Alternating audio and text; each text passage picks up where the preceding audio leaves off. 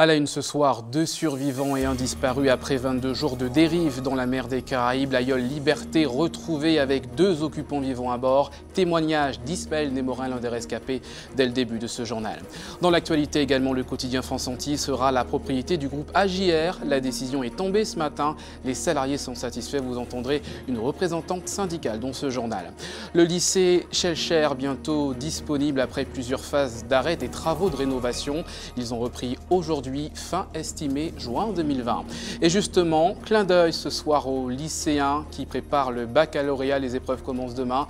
Nous avons suivi les dernières révisions et bachotages cet après-midi et nous recevons ce soir François-Philippe Astard, professeur de philosophie. Il donnera quelques conseils pour cette épreuve souvent redoutée par les candidats. Bonsoir. Bonsoir. Et à tout à l'heure.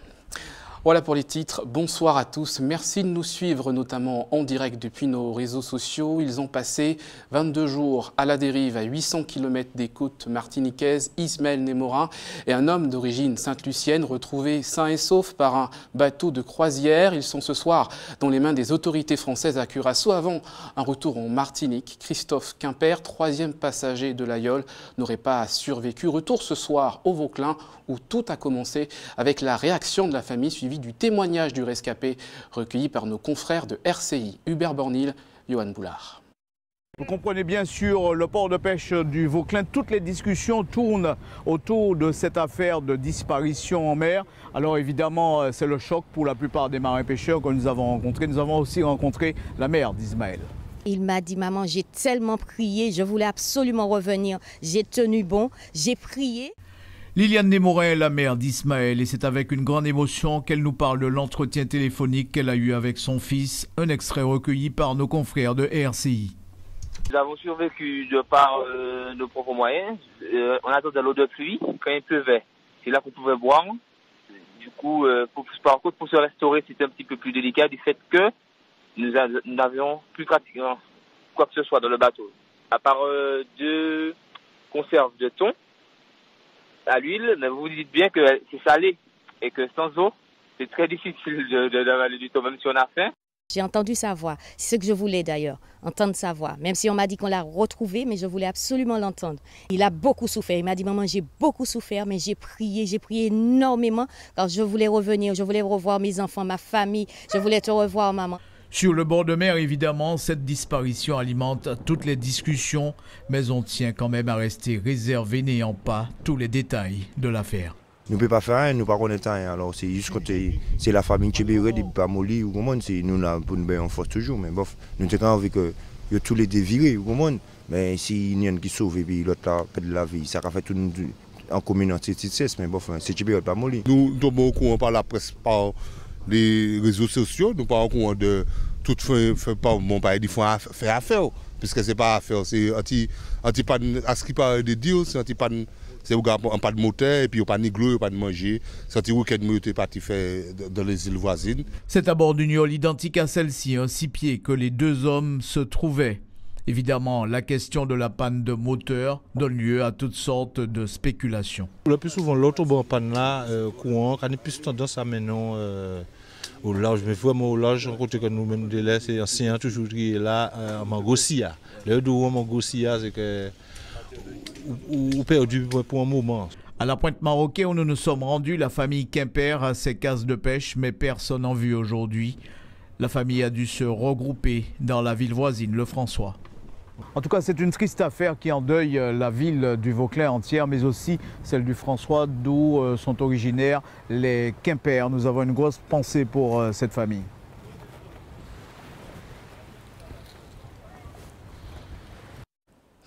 Justice, le procès de Brandon Sebarek a commencé hier à la cour d'assises de Fort-de-France. Il comparait pour le meurtre de son oncle tué par balle le 24 janvier 2016.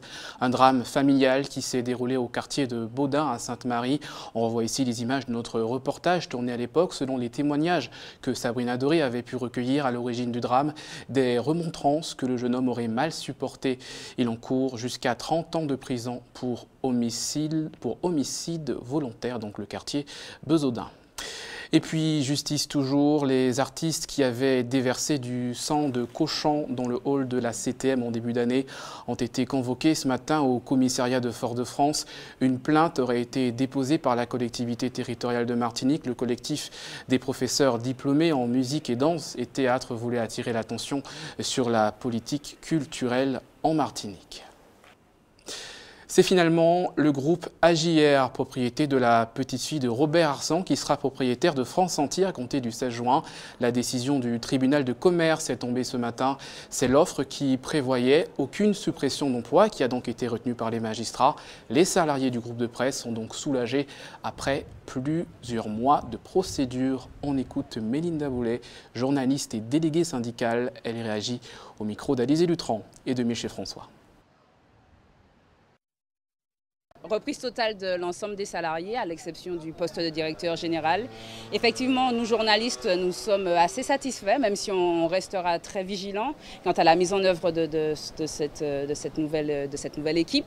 Mais effectivement, c'est l'offre qui, à notre sens, garantit l'emploi, ce qui est quand même une priorité. C'est-à-dire que tous les salariés de l'entreprise gardent leur emploi. Et pour nous journalistes, c'est aussi l'assurance, puisque plusieurs fois, l'offre d'AJR, par son représentant Philippe Labine, a cessé de répéter qu'il maintiendrait l'indépendance des rédactions, la liberté de la presse. On est soulagés en tout cas de savoir que l'activité va continuer, qu'on va continuer à travailler, qu'on va continuer à faire de l'information de proximité et de qualité. Et on l'espère en tout cas. Enfin, en tout cas, on espère continuer et travailler dans de meilleures conditions aussi. Au chapitre politique, les candidats qualifiés pour le second tour des élections législatives avaient jusqu'à 18 h pour déposer leur dossier à la préfecture. Du côté des consignes de vote, Fabrice Dunon ne soutiendra aucun candidat dans la circonscription du centre. Max Orville prendra ce soir sa décision et Chantal Mignon, arrivée 3e avec près de 2000 voix dans le centre, a décidé de soutenir Philippe Edmond-Mariette aux dépens de Josette Manin. Elle s'exprime au micro de José Lecherty. On l'écoute. Nous avons en groupe analysé les deux candidats qui restaient en lice. Nous avons choisi de nous départir de toute considération politicienne. Nous n'avons pas considéré qu'il s'agissait d'une élection locale, donc nous n'avons pas regardé s'il y avait EPMN face à Grand Assemblée ou Bas Pays en Chance. Ça ne nous intéressait pas. Nous nous sommes posé deux questions. Qui était le candidat le plus compétent ? Et pour cela, il fallait regarder les débats. Nous avons regardé le premier débat et nous avons écouté. Et la deuxième préoccupation de notre groupe, c'était qui était le candidat qui annoncerait qu'il siégerait dans la majorité présidentielle d'Emmanuel Macron. La réponse nous a été également donnée hier dans le débat sur votre collègue, sur les antennes de votre collègue. Et par conséquent, nous avons tenu une réunion de bureau à la suite de ce premier débat et nous avons pris une décision. Nous allons appeler à voter, nous avons appelé à voter pour le candidat le plus compétent qui allait siéger dans la majorité présidentielle. Et il s'agit évidemment, vous l'aurez compris, de M. Philippe Edmond-Mariette. Parce que je ne considère que EPMN n'est pas en jeu, donc je ne tourne aucun dos de rien du tout. EPMN était une alliance de gestion qui a fonctionné pour des élections de 2015. Ensuite, vous avez vu, il y a eu des choix différents lors des élections présidentielles. Vous savez très bien que la candidate qui est encore en lice a soutenu plutôt Hamon. Elle ne cache pas son étiquette de gauche, elle est courageuse et déterminée. Et elle dit bien qu'elle va siéger dans l'opposition. Les choses sont claires.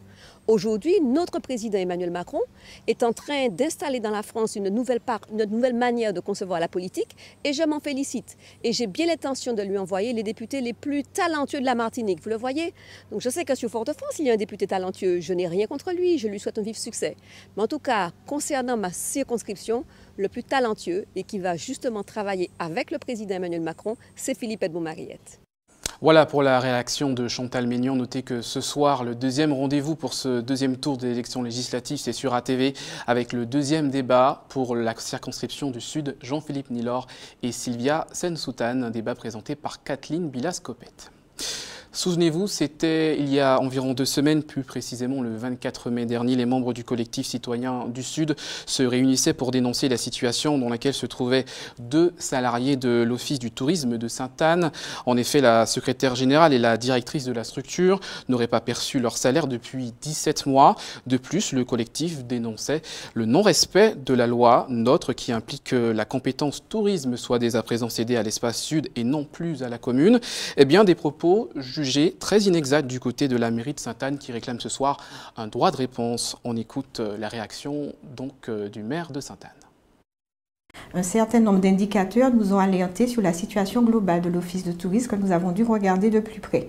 Ces indicateurs, ils sont financiers, ils sont juridiques et ils sont liés également aux services rendus. Parce que l'Office du tourisme touche à peu près 100 000 € de subventions par an et nous avons obligation, et l'Office du tourisme a obligation de nous rendre compte de l'usage et de l'utilisation des deniers publics. La convention signée entre la ville et l'Office du tourisme prévoyait que cette subvention devait servir à financer des activités et non pas payer des salaires.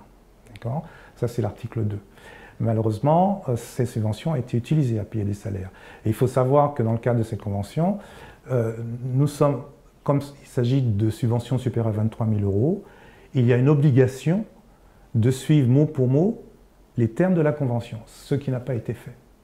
Une personne publique accorde une subvention, mais ça reste un pouvoir discrétionnaire d'une personne publique à une association. En aucune manière, on ne peut considérer qu'une structure autonome, une personne privée, puisse enjoindre à une personne publique de lui accorder une subvention. Elle n'a aucun droit acquis parce que pendant des années, elle a pu obtenir cette subvention. Dans ce cadre-là, on a également une loi qui est la loi NOTRe, qui est rentrée en vigueur le 7 août 2015, qui organise totalement le transfert de la compétence tourisme vers la communauté d'agglomération. Donc on est dans une situation où la ville de Sainte-Anne est pointée du doigt, mais elle n'est en aucune manière responsable de la situation dans laquelle peuvent se retrouver aujourd'hui 2 salariés, qui ont en tout cas le conseil d'administration de l'Office du tourisme, a entre ses mains des procédures légales qui lui permettent en tout cas de faire le nécessaire pour que les salariés puissent être réglés parce que l'Office a cotisé pendant des années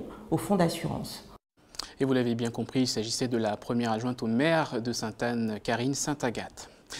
Franck Fanon, Édouard Glissant ou Aimé Césaire ont étudié dans ces murs. C'est d'ailleurs l'ancien maire de Fort-de-France qui a demandé son classement aux monuments historiques. Le lycée de Schellcher, en phase de rénovation depuis 2013, passe un nouveau cap dans sa reconstruction. Ce matin, les équipes de la CTM ont annoncé une réouverture possible d'ici 2020. Alizé Lutran, Michelet François. Dans la cour de l'ancien lycée, les engins ont repris du service. Une reconstruction plusieurs fois stoppée, notamment à cause de litiges avec les entreprises engagées sur le chantier. Aujourd'hui, le président du conseil exécutif de la CTM est formel. Il ne devrait plus y avoir d'embûches. Chemin faisant, il y a eu aussi des entreprises qui ont fait faillite à cause de nous. Et que ces entreprises, il fallait les remplacer. Deuxième chose, certaines entreprises ont testé en justice. Et nous avons gagné tous les procès intentés. Pourtant, c'était tout à fait normal que les entreprises agissent de la sorte. Et ça nous a fait perdre facilement 4 à 5 mois.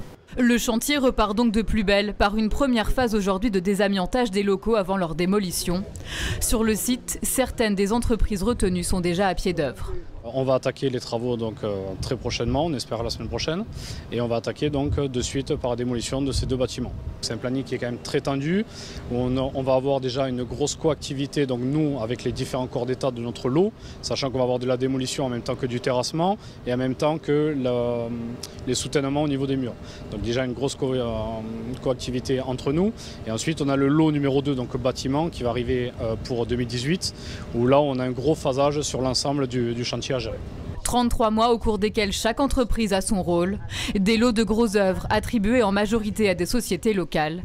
Un nouveau mandataire, la SODEM, a été missionné par la collectivité pour coordonner les différentes phases des travaux. C'est environ 16 entreprises qui graviteront sur ce chantier pour mettre en œuvre l'opération du lycée Schellcher. Et l'équipe de la SODEM elle-même qui va un peu chapeauter cette opération et en assurer la maîtrise, eh bien c'est une équipe de 14 personnes, 16 personnes aujourd'hui à la SODEM qui vont se pencher sur ce chantier et faire en sorte qu'on puisse tenir les délais. À terme, la CTM prévoit 80 millions d'euros pour la reconstruction de cet établissement historique. 59 millions d'euros sont prévus rien que pour la phase de travaux. Depuis le début du projet, les sommes ont dû être revues à la hausse. Alors c'est vrai que le coût a un peu augmenté par rapport à l'estimation initiale qui date de 2006, où on avait une enveloppe de 60 millions. Mais il a fallu l'abonder de 20. Et je dois dire que c'est la CTM qui va porter l'essentiel du financement, puisque l'État nous a promis que 10 millions au titre du plan séisme anti, c'est-à-dire le plan pour la confrontation des bâtiments pour le risque sismique. La démolition des bâtiments devrait débuter fin juillet. La collectivité a d'ores et déjà annoncé que la totalité des bâtiments devrait être livrée dans 3 ans. La première rentrée scolaire sur le nouveau site est espérée pour septembre 2020. Et puisqu'on parle de lycée, plus qu'une nuit pour les candidats au baccalauréat avant le début des épreuves. En Martinique, ils seront 5000 demain à se présenter dans les différents points d'examen dès 8 h cet après-midi. Certains ont décidé de poursuivre leur révision et les derniers bachotages. Illustration avec ce reportage de José Le Chartier. Dan est en terminale S. Pour cette dernière révision, il a choisi un lieu éloigné de toute distraction, la bibliothèque Schellcher. L'épreuve de philo débute demain, mais le lycéen porte son attention vers une matière qui lui semble plus importante. L'examen, le premier examen, c'est un examen de philo. Je suis en S. Je ne veux pas dire que c'est très compliqué, mais je n'appréhende pas trop. L'épreuve de maths est dans 3 jours. Et je me dis que si je foire en philo, il vaut mieux que j'ai une très bonne note en maths. Dan n'est pas le seul à avoir choisi ce lieu. Marina et Mélissa sont venues consolider leurs acquis, tandis que Tania préfère en toute sérénité attaquer de front l'épreuve de demain. Les révisions sont axées sur la philosophie, parce que c'est l'épreuve la plus proche. Voilà, donc elle aura lieu demain. Pour moi, le plus important là pour le moment, c'est la philosophie. Je pense que l'important, c'est de ne pas stresser. À partir du moment où on a révisé, où on a fait les efforts nécessaires, je pense que les résultats se ressentiront en fonction du travail. Ce matin, on a fait un petit bac de 4 heures de temps et maintenant on fait des quiz pour voir un peu notre culture générale sur différents textes. L'écrit, ça va, je le sens plutôt bien, donc on verra. La philosophie, épreuve de réflexion par excellence, le tout premier examen que ces lycéens passeront. L'épreuve de philo nécessite une bonne culture littéraire et la connaissance de quelques citations n'est pas négligeable. Elle ouvre la session 2017 du baccalauréat. L'an dernier, le taux de réussite était de 87,6%, un chiffre qui devrait évoluer cette année encore. Et justement, on va parler de cette épreuve de philosophie avec notre invité ce soir, Monsieur François-Philippe Astard. Bonsoir. Bonsoir. Vous êtes professeur de philosophie au lycée Montgérald du Marin. Première question, évidemment, comment présenter cette épreuve de philosophie? On sait qu'il y a plusieurs types d'exercices. Un commentaire et évidemment la dissertation. Alors vous avez 2 sujets de dissertation et un sujet texte. Ces sujets se déclinent en plusieurs séries, c'est-à-dire que vous avez la série L, la série ES, la série S, c'est-à-dire ce qu'on appelle les séries générales, et les séries technologiques. Donc chacune de ces séries comporte 3 sujets, donc les 2 dissertations, et pour la série technologique, vous avez un texte accompagné de questions questions qui sont là pour guider le candidat pour l'explication du texte. Alors les candidats ont 4 heures pour composer. 4 heures. Quel exercice choisir? La dissertation ou le commentaire, et le commentaire avec les questions pour les sessions technologiques? Notre travail à nous, c'est de préparer les différents candidats, donc nos élèves, à la maîtrise des 2 types d'exercices. Et la dissertation et le sujet texte. Maintenant, il revient au candidat de faire son choix. Alors justement, comment faire ce choix? Est-ce que lorsque l'on considère que la question est un petit peu compliquée et qu'elle sort un peu des sentiers battus, ou alors à quel moment, parce que c'est un choix qui se pose au candidat? Oui, c'est certain que c'est un choix. Mais un élève qui a bien préparé, je prends par exemple l'exemple de la dissertation, vous parlez d'une éventuelle difficulté, il s'agit de montrer en quoi l'énoncé est porteur d'un problème. Bon, ça veut dire quoi, porteur d'un problème? Je ne sais pas. Si je vous demande votre date de naissance, vous me la donnerez de manière spontanée, voire même évidente. Ça ne posera aucune question, aucun problème. Par contre, si je vous pose la question de la liberté, ne serait-ce que cette idée selon laquelle ça serait vivre sans contrainte, la réponse paraît évidente, elle est même spontanée, mais cette évidence et cette spontanéité posent un problème. Alors justement, les questions sont déjà prêtes depuis plusieurs mois, quasiment. Oui. Le ministère de l'Éducation a déjà préparé les thèmes. Est-ce que vous pensez que cette année, on sera dans les thèmes d'actualité? Est-ce que vous avez quelques questions comme ça qui pourraient tomber demain matin? Non, vous savez, il peut y avoir effectivement la question de la liberté, il peut y avoir une question pour autant sur la politique, il peut y avoir une question pour autant sur la religion. Est-ce qu'il faut axer la révision sur un thème en particulier de l'actualité? Non. Par contre, faut-il se servir de ce que l'on a pu avoir de l'actualité ces derniers temps, etc. Oui, encore faut-il pouvoir intégrer cela dans le devoir et à bon escient. Parmi les premiers obstacles pour les candidats, c'est savoir bien gérer son temps. Justement, quelles sont les techniques, les méthodes que vous conseillez? Alors, bien gérer le temps, moi j'ai l'habitude de dire à mes élèves qu'il faut savoir perdre du temps au début pour en gagner par la suite. Alors, perdre du temps au début, c'est quoi? C'est tout simplement prendre la connaissance de chacun des sujets. Faire un plan? Mais avant le plan, en tout cas, donc c'est prendre la connaissance des sujets, lire les 2 sujets de dissertation, voire même lire le texte également, et par la suite, tenter de voir celui qui semblerait le plus, entre guillemets, abordable. Mais dire d'emblée ici, je voudrais choisir le texte plutôt que la dissertation, c'est un choix que je ne ferai pas pour les candidats. Mais écoutez, merci beaucoup, Monsieur Astar, d'avoir répondu à notre invitation. Je rappelle que vous êtes professeur de philo et que les épreuves commencent demain pour les 5001 candidats qui seront donc appelés à composer au baccalauréat. Merci beaucoup. Merci. Restez avec nous, à suivre dans votre journal L'Inquiétude en Guyane pour 3 lycéens. Justement, ils passent le bac. Ils sont de nationalité étrangère et sont menacés d'expulsion. Un rassemblement solidaire a été effectué ce matin à la préfecture. Nous parlerons de sport et nous vous dévoilerons la liste des 23 joueurs martiniquais sélectionnés pour la Coupe des Nations de la Caraïbe. Et puis votre JT des communes, l'illustre sculpteur martiniquais Midar Haribo. Une exposition lui est consacrée à l'hôtel de ville du Diamant.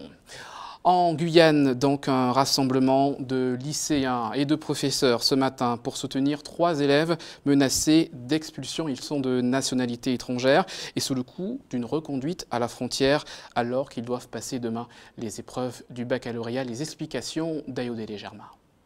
9h du matin, aux grilles de la préfecture de région, à l'entrée où les ressortissants étrangers ont l'habitude d'attendre dans une file souvent interminable leur régularisation.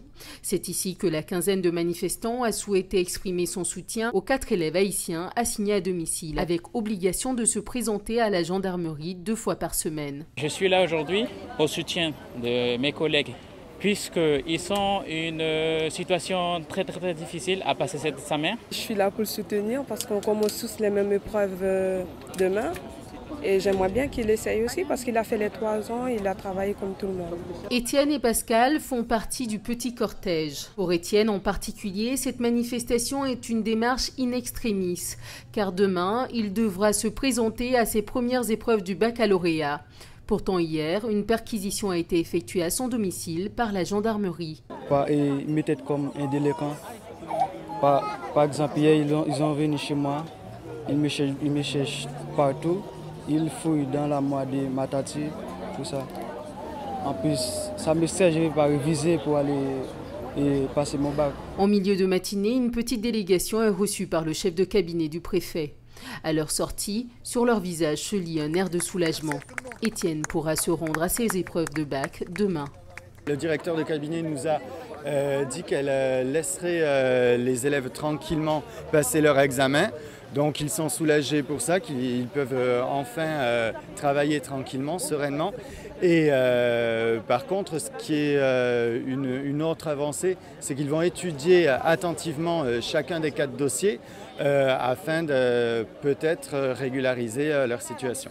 Une affaire qui dure depuis février dernier. Les 4 jeunes haïtiens en situation irrégulière sur le territoire mais scolarisés sont passés par le séjour en centre de rétention administratif, puis l'assignation à domicile. Selon ce représentant d'Éducation sans frontières, cette dernière injonction est une nouveauté procédurale. Autrefois, ils étaient pris au CRA à Rochambeau et soit ils ressortaient, ce qui était le cas pour tous les jeunes scolarisés, soit ils étaient expulsés. Aujourd'hui, la préfecture a décidé de ne plus les retenir au CRA à Rochambeau, mais de les assigner à résidence. Et c'est une nouveauté pour nous. C'est censé leur donner plus de liberté, mais ça les contraint parce qu'ils doivent se présenter à la gendarmerie 2 fois par semaine alors qu'ils sont scolarisés. Joint par téléphone, le service communication de la préfecture réfute toute responsabilité de la préfecture dans cette procédure. Les assignations à domicile sont du ressort du juge des libertés. Ce dernier ne communiquera pas. Entre le respect d'une injonction légale et son éducation, pour Pascal, le choix est fait. le mieux à faire, c'est de suivre mes cours. Parce que mon avenir en dépend, parce que l'avenir de mes parents en dépend aussi. Retour chez nous, sport, ça y est, on connaît la liste des 23 sélectionnés pour la phase finale de la Coupe des Nations de la Caraïbe en football qui commence le 22 juin. Les Matininos pourront compter sur pas moins de 9 renforts professionnels. Les détails avec Ariel Chassol.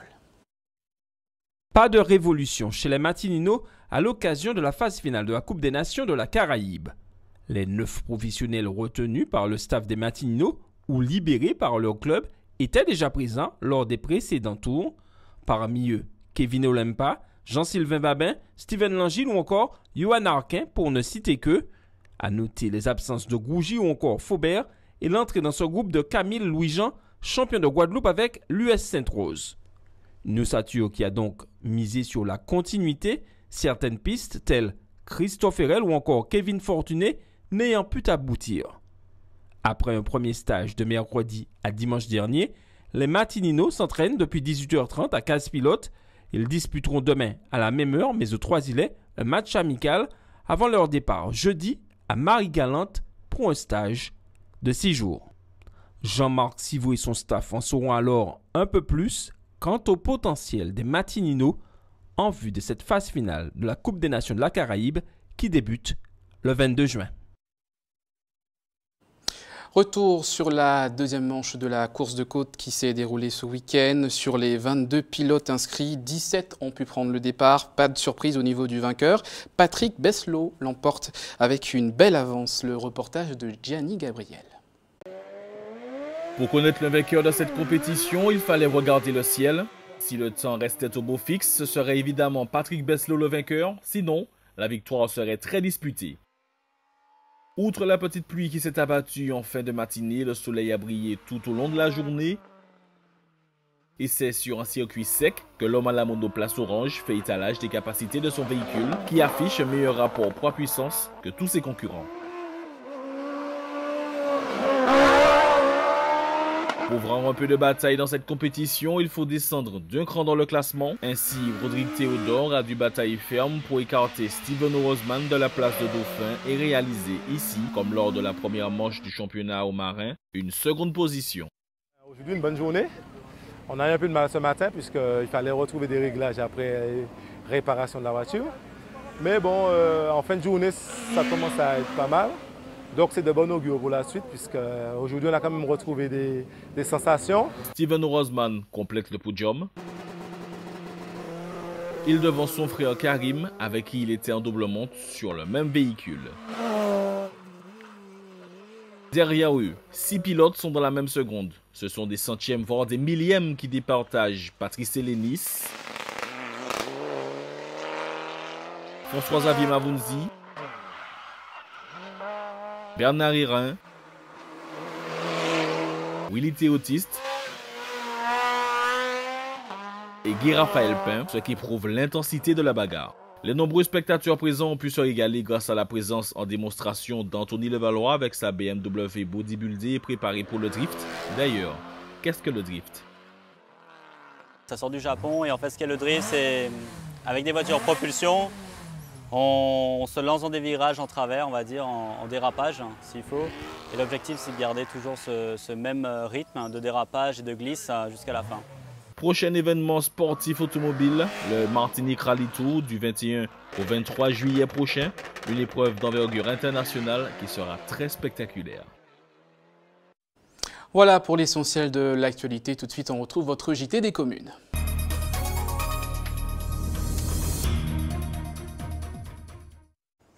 On peut le considérer comme un Robin des Bois martiniquais. Médard Haribo, sculpteur autodidacte condamné au bagne pour de petits larcins, 44 ans après sa mort, son arrière-petite-nièce, Huguette Vincent Blaisès, artiste elle aussi, a décidé de lui rendre hommage avec une exposition visible à l'hôtel de ville du Diamant, visite guidée avec Hubert Bornil et Loïc Régis. Malgré une longue absence, Huguette Vincent Blaisès, l'arrière-petite-nièce de Médard Haribo, n'a pas du tout oublié son pays. Preuve, voici la maison où elle habitait, ici représentée à Sainte-Thérèse, avec l'église que l'on voit, et puis une vingtaine de tableaux dans le hall qui présentent la Martinique. Avant de quitter son île natale, Huguette Vincent a pu faire la connaissance de celui qu'on a surnommé depuis le Robin des Bois du Diamant, Médard Haribo, dont certaines de ses œuvres sont visibles au musée du Père David. C'est un très grand artiste, un homme de cœur.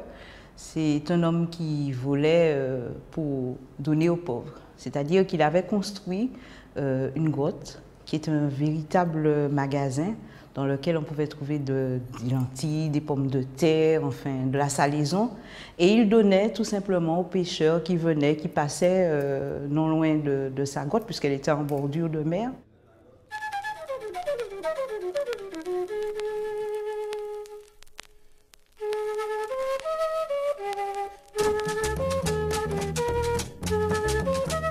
Et ça commence là déjà, hein, avec la maison. Oui, que j'ai essayé de reprendre en relief. Et j'ai fait en pensant à tout ce que je pouvais faire pour bien faire reconnaître la maison de Médard. Une exposition d'une vingtaine de toiles, des paysages abstraits, le style est naïf et beaucoup de références à la mer. C'est le travail de cette Martiniquaise vivant dans le nord de l'Italie. Ça représente un peu un souvenir en honneur de mon grand-oncle. Revenir sur le lieu où il a vécu et pour redonner un peu vie à sa mémoire.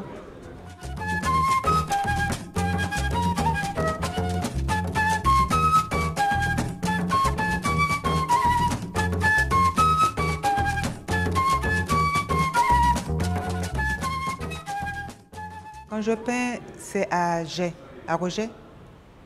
Et quand je pense à quelque chose, je peins tout de suite.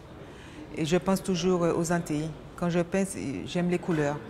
Donc je pense toujours à faire quelque chose en pensant à mon île. Le Rocher, une île exil, l'exposition reste visible jusqu'au 23 juin. On poursuit votre JT des communes avec cette information pour les usagers de la RN3. La circulation sera réduite à une voie à partir de demain en raison de travaux d'enrobés. Portion concernée à proximité du lieu dit Barème, des travaux qui seront effectués de nuit et dureront jusqu'à vendredi. Et puis le planning du don du sang pour demain, rendez-vous au Lamentin, au centre commercial de la Galeria de 9h à 14h avec le camion de l'EFS. Voilà, c'est la fin de votre journal. Restez avec nous, votre tranche info continue. À suivre votre rendez-vous entier PIA avec Régine Germani. À tout de suite.